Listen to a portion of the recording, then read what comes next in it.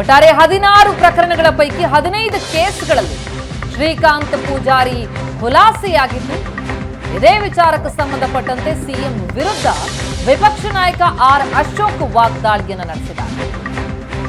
ಶ್ರೀಕಾಂತ್ ಪೂಜಾರಿ ವಿರುದ್ಧ 16 ಕೇಸ್ ಬಾಕಿ ಅಂತ ಹಸಿ ಸುಳ್ಳು ಹೇಳಿದ್ರಲ್ಲ, ಪ್ರಭು ಶ್ರೀರಾಮ ನಿಮ್ಮನ್ನ ಎಂದಿಗೂ ಕ್ಷಮಿಸಲಾರ ಅಂತ ಟ್ವೀಟ್ ಮೂಲಕ ಸಿದ್ದರಾಮಯ್ಯ ವಿರುದ್ಧ ಅಶೋಕ್ ಆಕ್ರೋಶ ವ್ಯಕ್ತಪಡಿಸಿದ್ದಾರೆ. ವಿಪಕ್ಷ ನಾಯಕ ಆರ್ ಅಶೋಕ್ ಟ್ವೀಟ್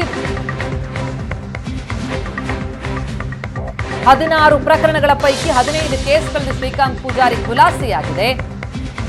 ಇದೇ ವಿಚಾರವನ್ನು ಇಟ್ಕೊಂಡು ಟ್ವೀಟ್ ಮಾಡಿ ಸಿದ್ದರಾಮಯ್ಯ ವಿರುದ್ಧ ಆಕ್ರೋಶ ವ್ಯಕ್ತಪಡಿಸಿದ್ದಾರೆ ವಿಪಕ್ಷ ನಾಯಕ ಆರ್ ಅಶೋಕ್.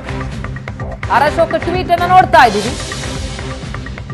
ಕರಸೇವಕ ಶ್ರೀಕಾಂತ್ ಪೂಜಾರಿ ಅವರ ಮೇಲೆ 16 ಪ್ರಕರಣಗಳು ಬಾಕಿ ಇದೆ ಅಂತ ಹಸಿ ಸುಳ್ಳು ಹೇಳಿದ್ರಲ್ಲ, ಮುಖ್ಯಮಂತ್ರಿಯವರೇ ಆ ಪ್ರಭು ಶ್ರೀರಾಮ ನಿಮ್ಮನ್ನ ಎಂದಿಗೂ ಕ್ಷಮಿಸಲಾರ.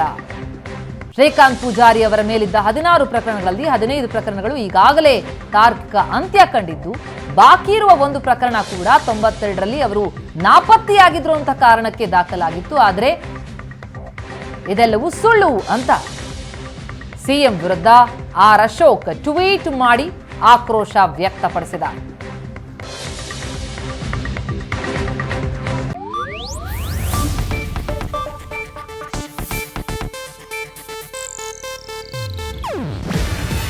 ಇದು ಏಷ್ಯಾನೆಟ್ ನ್ಯೂಸ್ ನೆಟ್ವರ್ಕ್ ಪ್ರಸ್ತುತಿ.